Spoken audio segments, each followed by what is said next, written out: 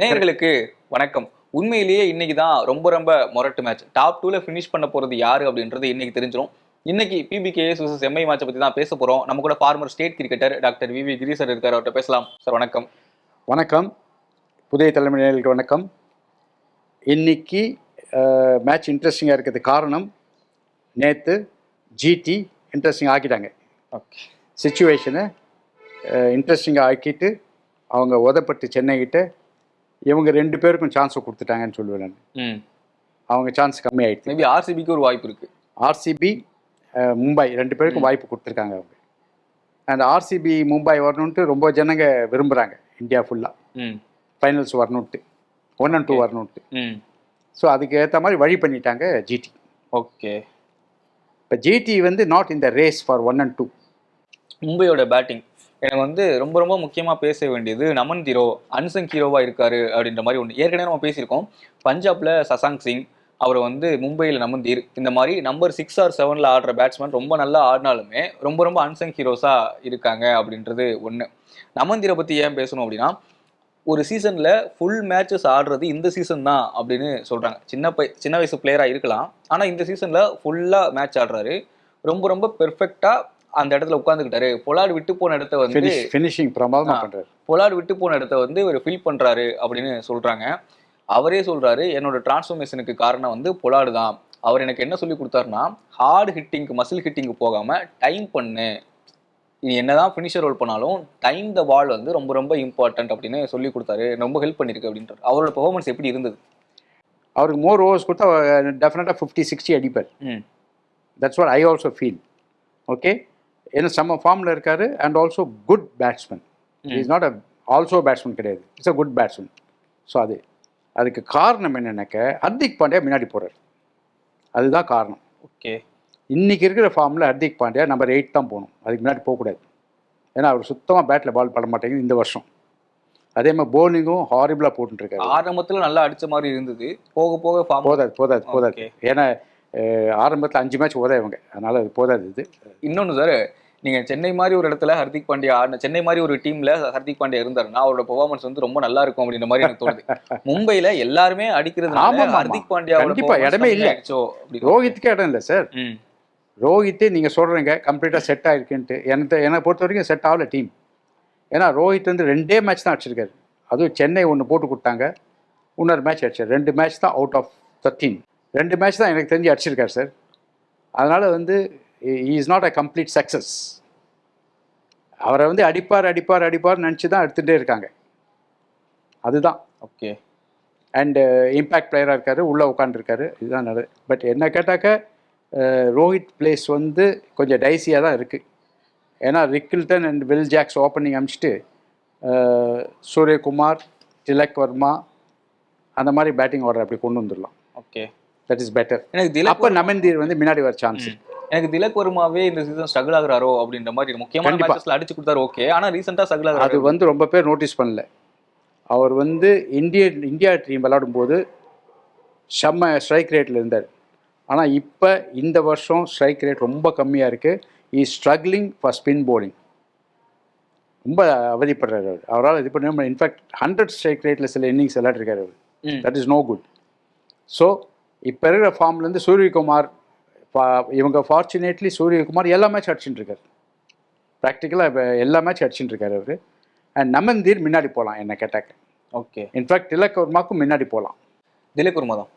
Tilak Verma number 5ல ஆடுறது ஒரு ரீசனாக இருக்குமா? ஏன்னா இந்தியன் டீம் நேஷனல் டீமில் ஆடும்போது அவர் அப்பர் ஆர்டரில் ஆடிட்டு இருந்தார். எனி பிளேயர் எந்த ஆர்டர் வேணால் போகணும். இந்த ஆர்டர் நல்லா விளையாடுன்னு சொல்கிறது பைத்தியகார்த்தனம். ஏன்னாக்க இது order is only a number. நீங்கள் போகும்போது you have to reply to the bowling. அங்கே அந்த பால் நம்பர் 4க்கு தான் இந்த பாலு, நம்பர் 5க்கு இந்த பால்னு வராது. போலர் போடுவான், நீ பார்த்து விளாடணும், அது உன்னோட வேலை. அது 20வது ஓவராக இருந்தாலும் சரி, ஆமாம் 20 ஓவர் 10 ஃபஸ்ட் ஓவராக இருந்தாலும் சரி, எந்த டவுன் நீங்கள் போனாலும் சரி, அதில் எனக்கு நம்பிக்கையே கிடையாது.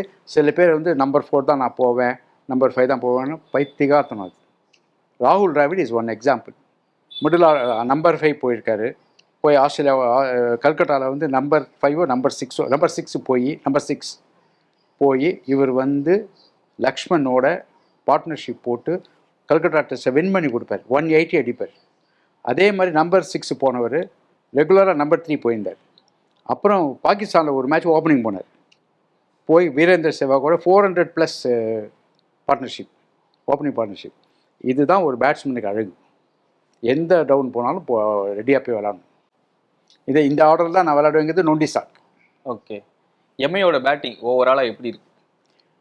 எம்ஏ பேட்டிங் வந்து ரிக்கல்டன் வந்து பேட்டில் படுறது நல்லா. அவருக்கு முதல்ல படலை, ஃபஸ்ட்டு ஃபியூ மேட்சஸ் அதே படுறது. அந்த ரோஹித் சர்மா 1 or 2 மேட்சஸ் அடிச்சிருக்காரு. அங்கே வந்து ஒரு இடம், ஒரு கொஸ்டின் மார்க் இருக்குது. 350 போட்டிருக்காரு ரோஹித். சரி, 350 போட்டிருக்காரு. பட் இருந்தாலும் அவுட் ஆஃப் 13 3ங்கிறது வெரி லெஸ். மீதி 10 மேட்ச் ஃபெயில் இல்லையா? அதனால் பில் ஜாக்ஸ் அவர் சப்போஸ் ஓப்பனிங் பண்ணுறாருனாக்கா Rohit Sharma can be rested. Okay. And சூரியகுமாருக்கு அப்புறம் நமந்தீரை உள்ளே அனுப்பிச்சிடலாம். ஸோ நமந்தீருக்கு நல்ல ஆப்பர்ச்சுனிட்டி கிடைக்கும். அண்ட் பின்னாடி வந்து ஹர்திக் பாண்டியா பின்னாடி வச்சுக்கலாம். ஸோ அந்த மாதிரி வச்சுருந்தாக்கா மும்பை பேட்டிங் வந்து ஓரளவுக்கு கிளிக் ஆகும்னு எனக்கு தோணுது. ஓகே. ஏன்னா மும்பைக்கு வந்து இப்போ ஆர்சிபியோட தான் டஃப் டைம். ஏன்னா ஏசல்வுட் வந்துட்டாருன்னு நினைக்கிறேன், ஜாயின் பண்ணிட்டார் டீமோட. ஆமாம். அதனால் வந்து ஆர்சிபி வந்து பயங்கர ரிஜுனவேட்டட் சைட். அவங்க வந்து கண்டிப்பாக வந்து அவங்க பழையபடி மோதுவாங்க. மும்பை பேட்ஸ்மேன்ஸ் வந்து ரன் அடிச்சிருப்பாங்கல்ல, அதுவே வந்து பெரிய ஒரு பிரச்சனைக்குரிய ஒன்றா இருக்கிற மாதிரி எனக்கு தோணுது. ஏன் அப்படின்னா, சூர்யா வந்து 583 ரன் அடிச்சு ஆரஞ்ச் கேப்பில் வந்து அந்த போட்டியில் இருந்தார். அப்படின்னா அதிகமாக ரன் அடித்த செகண்ட் பேட்ஸ்மேன் வந்து ரிக்கில்டன் 361 ரன். இந்த 361 எங்கே இருக்குது, 583 எங்கே இருக்குது? கிட்டத்தட்ட 200 ரன் டிஃப்ரெண்ட்டில் இருக்காங்க நம்பர் 1 நம்பர் 2. இல்லை சூரியகுமார் தான் அவங்களுக்கு பேக் போன் பேட்டிங்கில். ஆமாம்மா, அதுதான், அது தெரிஞ்ச விஷயந்தான் அது. அதனால் வந்து அவர் இல்லைனாக்கா இந்த வருஷம் மிடில் தான் இருப்பாங்க. அவங்க ஃபஸ்ட்டு 4ல் வந்திருக்க மாட்டாங்க கண்டிப்பாக. நான் என்ன சொல்கிறேன்னாக்க, சூரியகுமார் அடிக்கிறதுனால நிறைய இது கவரப் ஆயிடுச்சு. ஃபார் எக்ஸாம்பிள், நிறைய பேட்ஸ்மேன் வந்து ஃபுல் ஃபார்மில் இல்லை. அது வெளியே தெரிய மாட்டேங்குது. வெளியே தெரிய மாட்டேங்குது. நம்ம ரோஹித் சர்மா வந்து 350 தான் அடிச்சிருக்காரு. ரெண்டாவது வந்து 13 மேட்ச்சில் 350 தான் அடிச்சிருக்காரு. ஆமாம் ஆமாம். அப்புறம் வில் ஜாக்ஸ் அதுக்கும் கம்மியாக அடிச்சிருக்காரு 12 மேட்சஸில். ஆமாம். இதில் என்ன பியூட்டினாக்கா, திலக் வர்மா வந்து எவ்வளோ ரன் அடிச்சாலும் ஸ்ட்ரைக் ரேட் கம்மியாக இருக்குது. அது ஒரு கவலைக்குரிய விஷயம். ஓகே. இன்னொன்று, and Hardik Pandya total failure இந்த வருஷம். ஓகே. என்னை பொறுத்த வரைக்கும் டோட்டல் ஃபெயிலியர். நான் என்ன சொல்கிறேன்னாக்கா, நமந்தீர் வந்து சான்ஸ் கிடைக்காதனால அவருடைய டோட்டல் கம்மியாக இருக்குது உங்கள் லிஸ்ட்டில். 186 ரன். அது பட் சான்ஸ் கிடைக்கல, பாதி மேட்ச் நாட் அவுட். ஆமாம். அவர் மட்டும் சான்ஸ் கொடுத்துருந்தாக்க நம்பர் 2 வந்திருப்பாரு. ஓகே. ஸோ அதனால் நான் என்ன சொல்கிறேன், நமந்தீரை முன்னாடி அனுப்பிச்சா நல்லா இருக்கும்னு தோன்றுது. ஓகே. திலக் வர்மாவே நம்பர் 5 தான் ஆடுறாரு. ஸோ நம்பர் 5ல நமந்தீர் ஆட வைக்கலாமோ அப்படின்ற மாதிரி. அதுதான் நான் சொல்கிறேன். திலக் வர்மா முன்னாடி நமந்தீரை வச்சுட்டு அப்புறம் திலக் வர்மா, அதுக்கப்புறமா Hardik Pandya. Punjab bowling unit, Mumbai bowling unit, short பவுண்டரிஸாக இருக்கட்டும், பேட்டிங் ஃப்ரெண்ட்லி பிச்சாக இருக்கட்டும், இல்லை ஸ்பின் விக்கெட்டாக இருக்கட்டும், எதுவாக இருந்தாலுமே மும்பை ஒரு ஸ்டெப் அகடாக இருக்காங்க வென் கம்பேர் டு பிபிகேஸோட பவுலிங்கோட. டவுட்டே கிடையாது. ஏன்னா Mumbai has done the action very well. பிரமாதமாக 2-3 பேர் எடுத்திருக்காங்க. சாண்ட்னர், போல்ட், ஏற்கனவே பும்ரா. வேற என்ன வேணும் உங்களுக்கு? பும்ரா நடுவில் கொஞ்சம் மேட்சஸ் ஆடலை, அதுக்கப்புறம் ஆடியும் 16 விக்கெட். இல்லை அவர் வந்து லெஜெண்ட், வேர்ல்டில் மோஸ்ட் ஃபியர்டு போலர். அப்படின்னா வந்து அவர் விளையாடுறதுக்கு வந்து எல்லாருமே பயப்படுறாங்க. அந்த மாதிரி ஒரு போலர் அவர். அதனால் அவர் இப்போ கொஸ்டினே கிடையாது. அவர் நின்னாலே போதும் பயப்படுவாங்க அந்த மாதிரி. அண்ட் சாண்ட்னர் இன்க்ளூட் பண்ணது எக்ஸலண்ட் மூவ் அது. ப்ளஸ் வேணும்னா கரண் சர்மான்னு ஒருத்தர் இருக்கார். பட் அவர் வந்து அந்த அளவுக்கு ப்ராமிசிங் கிடையாது. போல்ட்டு, சாண்ட்னர், பும்ரா, இது 3 பேர் போதும். Santner most under utilised bowler இன் ஐபிஎல் அப்படின்னு எடுத்துக்கலாம். முக்கியமாக சிஎஸ்கேல ஆடினதும் போயும் சரி. அண்டர் யூட்டிலைஸ் பவுலர் ஐபிஎல்ல அவர் wasted all is time in CSK. இப்போ தான் வந்து மும்பை விளையாண்டுருக்காரு, சேஞ்ச் ஆகிருக்காரு. மும்பையில் வந்து they are utilising him very well. Okay. Which CSK failed miserably. Okay. Last match கூட பார்க்கலாம், ஸ்பின் விக்கெட்டாக கொடுத்தாங்க. ஆனால் அதனால மட்டுமே சாண்ட்னர் நல்லா பெர்ஃபார்ம் பண்ணாரா அப்படின்றது கிடையாது. அவர் வந்து பால் வேரி பண்ணுறதுல ரொம்ப நல்ல பவுலராக இருக்கிறது ஒன்று. ஒரே வார்த்தை சொல்லணுன்னாக்கா, இஸ் எ பிஸ்தா ஸ்பின்னர். அவர் ஈக்குவலாக ஒரு ஸ்பின்னர் ஐபிஎல்ல கிடையாது. ஓகே. மேபி சுனில் நாராயண் அந்த மாதிரி, ஒரு வருண் சக்கரவர்த்தி அந்த மாதிரி சொல்லலாம். மற்றபடி சாண்ட்னர் வந்து streets ahead of other bowlers. Okay. அதுதான் இப்போ எனக்கு இது ஜடேஜாக்காக இவங்க சிஎஸ்கே என்ன பண்ணாங்க, சாண்டனை ட்ராப் பண்ணிகிட்டே இருந்தாங்க. ம் அது வந்து எனக்கு வந்து வயிற்று எரிச்சலாக இருந்தது.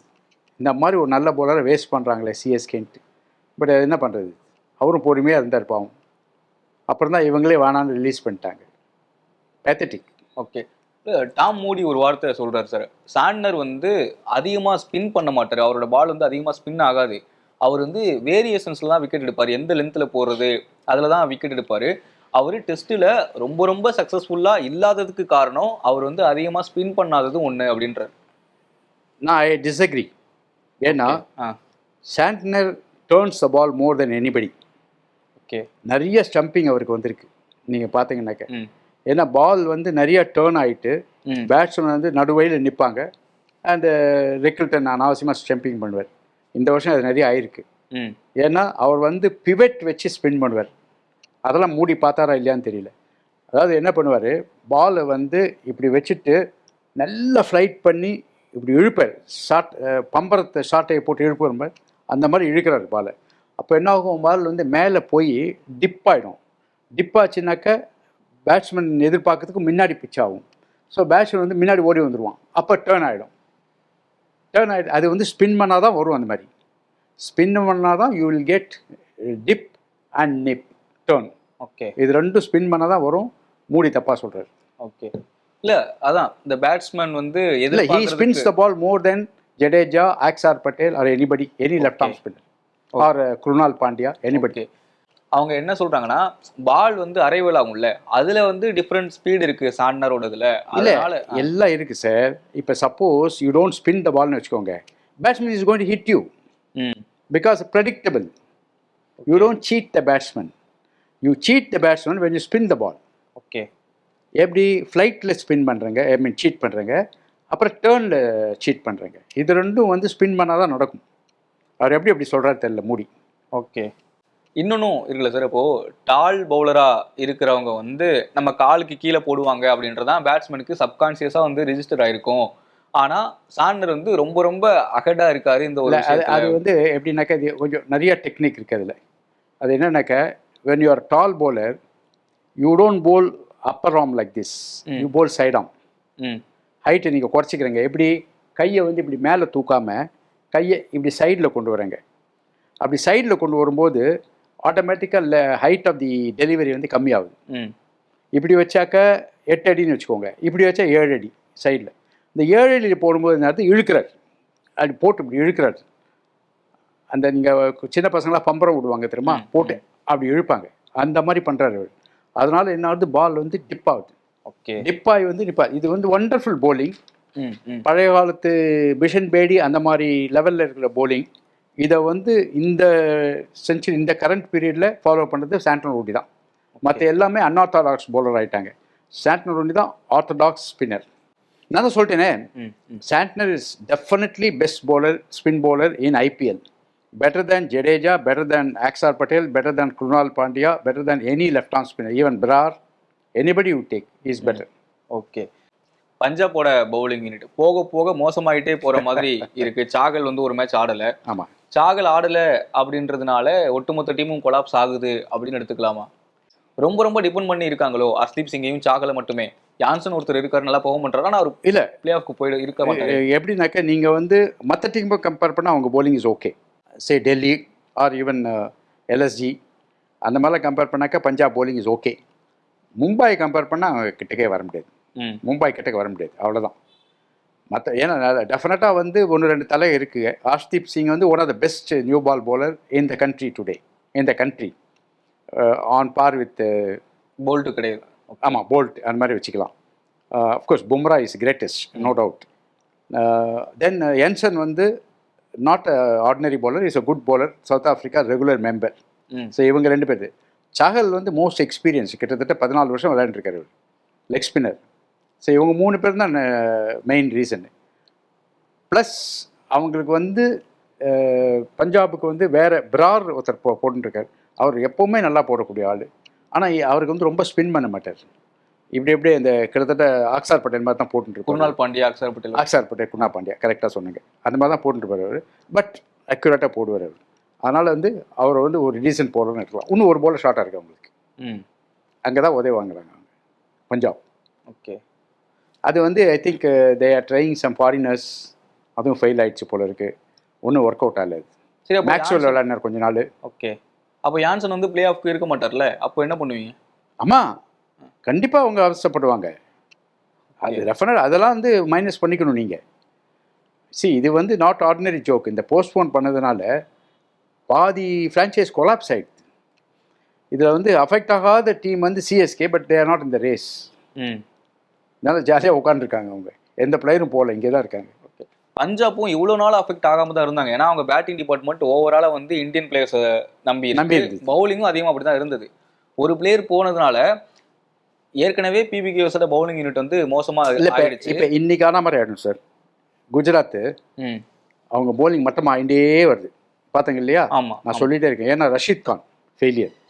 ரஷீத் கான் வந்து no more the same bowler last year or even before. ஆமாம், இந்த வருஷம் அவ்வளோ மட்டமாக போடுறாரு அவர். அது ஒரு ஃபெயிலியர். தென் சிராஜ் வந்து தேங்காய் உடச்சிட்டு இருக்காரு டங்குன்னு.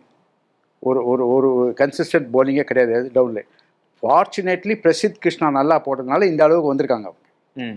அவர் மட்டும் பிரசித் கிருஷ்ணா வந்து சிராஜ் மாதிரி போட்டுருந்தாருனாக்க மிட்வேல நிற்பாங்க அவங்க கண்டிப்பாக. அண்ட் அவங்களுக்கு வந்து இந்த 1-2-3 ஒர்க் அவுட் ஆச்சு பேட்டிங், அவ்வளோதான்.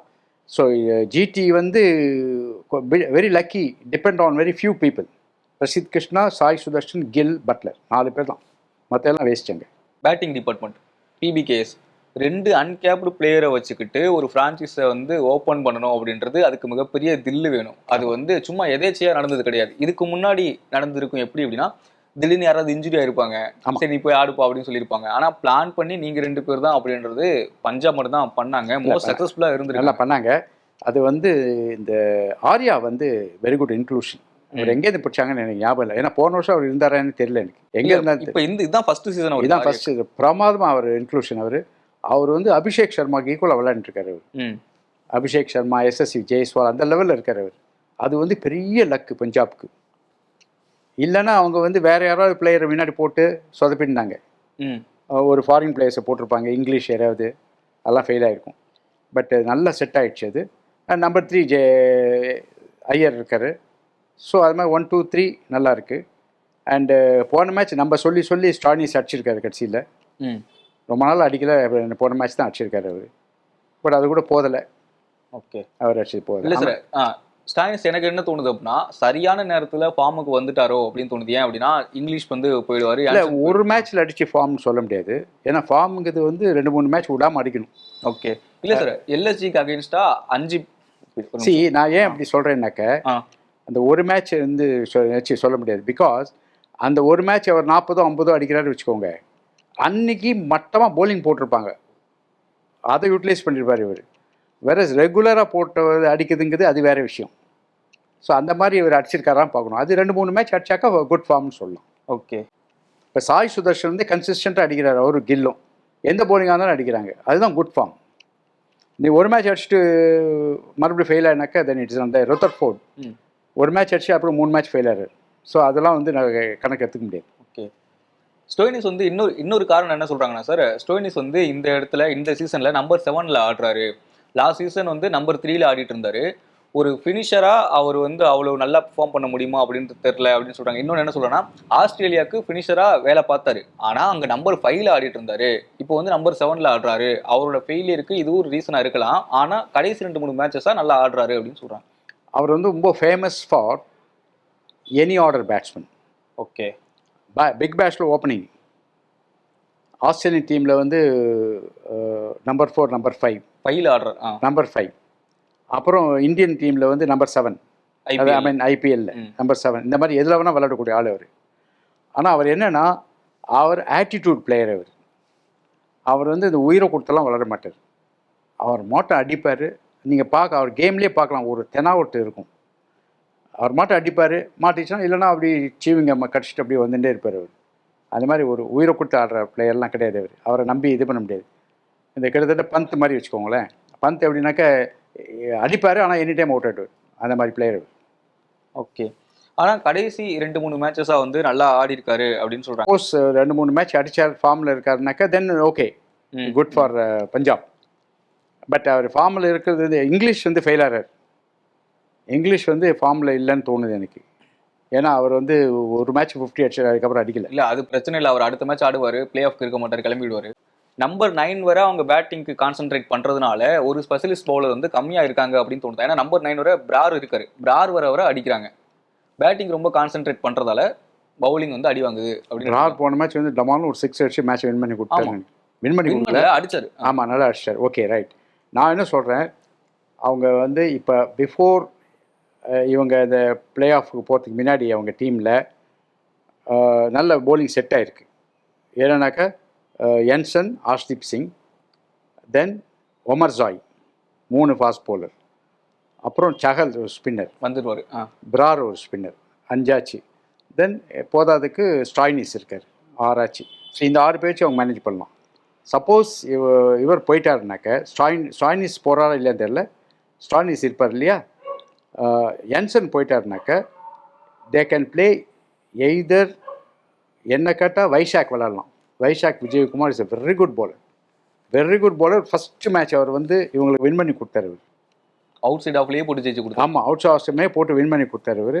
நல்ல போலர். அந்த மாதிரி ஒருத்தர் வந்து எங்கே போடணும் அப்படின்ட்டு நினச்சி அங்கே போடக்கூடிய போலர் இருக்கார் இல்லையா, அவர் தான் போலர். இவங்க கேப்டன் இங்கே போடுறான்னு சொல்லி இந்த எதிர் சைடு போடுறவங்க வந்து போலரே கிடையாது. அது மட்டும் ஞாபகம் வச்சுக்கோங்க. இப்போ பிரசீத் கிருஷ்ணா வந்து is able to bowl where the captain wants. Is improved bowler. But முதல்ல போன வருஷம் அந்த மாதிரி போடல அவர், இப்போ இம்ப்ரூவ் போலர். வேறு சிராஜுக்கு இன்னும் அந்த போலிங் வரல. இப்போ இங்கிலாந்து டூர் டீம் அனௌன்ஸ் பண்ணப்போ எல்லோரும் திட்டுறாங்க சிராஜ் அடிச்சு 3 தப்பு அப்படின்ட்டு. நான் வந்து இவ்வளோ எதிர்ப்பு இருக்குன்னு நினைக்கவே இல்லை சிராஜுக்கு. ஏன்னா அவங்க வந்து ஷமி இல்லாதனால சிராஜ் இருக்கான், இல்லைனாக்கா ஷமி இருந்தால் சிராஜ் இருக்க மாட்டாங்கன்ற மாதிரி கமெண்ட் அடிக்கிறாங்க. ஸோ அதனால் வந்து ஏன்னா இந்த சீம் அக்ராஸ் வச்சு போடுறது இதெல்லாம் வந்து வேஸ்ட் ஆஃப் டைம். ஏன்னா இங்கிலாண்டில் சீமை யூஸ் பண்ணி போடணும். இங்கிலாண்டில் வந்து யார் போட்டாலும் ஸ்விங் ஆகும். நான் விளையாட்ருக்கேங்க, நான் எஸ்எக்ஸில் விளையாட்ருக்கேன். யார் போட்டாலும் ஸ்விங் ஆகும். அவ்வளோ வெதர் அப்படி இருக்கும். அது சும்மா அப்படி விட்டால் பால் மாட்டம் கல்லிக்கு போயிடும், அந்த மாதிரி ஆகும் அங்கே. ஸோ அதனால் வந்து அது கூட அங்கே கூட ஸ்விங் பண்ண முடியலன்னா சிராஜ் வேஸ்ட்.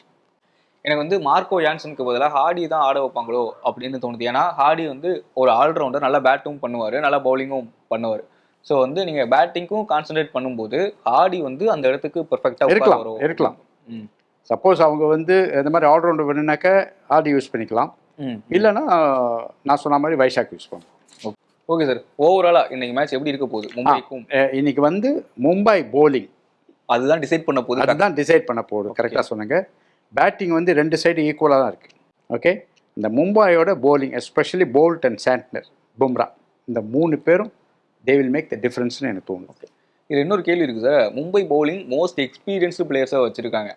பிபிகேஎஸ் பேட்டிங் வந்து அன்கேப்டு பிளேயர்ஸை வச்சு தான் அவங்க வந்து இந்த சீசன் ஃபுல்லாக சக்ஸஸ்ஃபுல்லாக இருந்திருக்காங்க. எக்ஸ்பீரியன்ஸ் விசஸ் அன்கேப்டு, இந்த பேட்டில் எப்படி இருக்கும்? இல்லை, அன்கேப்டு வந்து சம்டைம்ஸ் ஃபெயில் ஆக சான்ஸ் இருக்குது. ஏன்னாக்க சுச்சுவேஷன் பார்த்து வாங்க. இப்போ மும்பை வந்து சாம்பியன்ஷிப் அடித்த போதெல்லாமே அவங்க என்ன பண்ணியிருக்காங்க, ஃபஸ்ட்டு 4 மேட்சஸ் லூஸ் பண்ணிவிட்டு அதுக்கப்புறமா வந்து கண்டினியூஸாக வின் பண்ணிவிட்டு நான் தான் சொல்லுவேன், இந்த ஜூகுலார் வெயினை பிடிக்கிற மாதிரி வருவாங்க, வந்து ஆப்போனண்ட் அட்டாக் பண்ணிவிட்டு வின் பண்ணிடுவாங்க. இந்த கெப்பாசிட்டி வந்து மும்பை இந்தியன்ஸ்க்கு இருக்குது. அது காரணம் சீனியர் பிளேயர்ஸ். அவங்க எல்லாமே எக்ஸ்பீரியன்ஸ். அவங்க எப்போ வந்து உள்ளே பூந்துடணும் தெரியும் அவங்களுக்கு. அவ்வளோ அழகாக பண்ணுவாங்க அவங்க. வேறு சிஎஸ்கேல அந்த மாதிரி கிடையாது. ஏன்னா சிஎஸ்கே வந்து 1 மேன் ஷோ. கடைசியில் தோனி வந்து மேட்சை சேஞ்ச் பண்ணுவார், அப்படி தான். மற்றபடி முதல்ல இருக்கவங்களாம் சொதப்பிட்டு தான் இருப்பாங்க. And they never had a good side like Mumbai CSK. நல்லா நீங்கள் யோசிச்சு பாருங்கள். மொத்தமே 11 பேரில் 5 பேர் யூஸ்லெஸ்ஸாக இருப்பாங்க சிஎஸ்கேல. 5 பேர் பர்ஃபார்ம் பண்ணுவாங்க, மீதி 6 பேர் வந்து பிரமாதமாக பர்ஃபார்ம் பண்ணிடுவாங்க. அப்படி தான் அது சர்வே ஆகிறாங்க அவங்க. அந்த மாதிரி ஒரு சுச்சுவேஷன். பட் நான் என்ன சொல்கிறேன்னாக்க நல்லா செட் பண்ணியிருக்காங்க மும்பை. அந்த ஆக்ஷனில் அவங்க எடுத்ததுக்கு ரொம்ப சல்யூட் பண்ணணும் அவங்கள. அழகாக போல்ட்டு சாண்ட்னர் 2 பேரும் எடுத்துகிட்டு ஜம்முன்னு உட்காந்துருக்காங்க. இப்போ ப்ராப்ளம் இல்லாமல் உட்காந்துருக்காங்க. இன்னொன்று sir, they will make the difference. Okay, இல்லை பஞ்சாப் ஓப்பனிங் பேட்டர் இருக்காங்கல்ல, அவங்க வந்து அன்கேப்ட் பிளேயர்ஸாக இருக்கலாம், ஆனால் ரொம்ப ரொம்ப எக்ஸ்பீரியன்ஸ்டான பிளேயர்ஸ்மா இல்லை. இது என்னன்னாக்கா, இது வரைக்கும் பஞ்சாப் வந்து எல்லா பவுலர்ஸும் அடிச்சிருக்காங்க ஓப்பனர்ஸ். ஓகே, ஆனால் இன்னைக்கு தான் real test. They have to play Bumrah, Santner, bolt.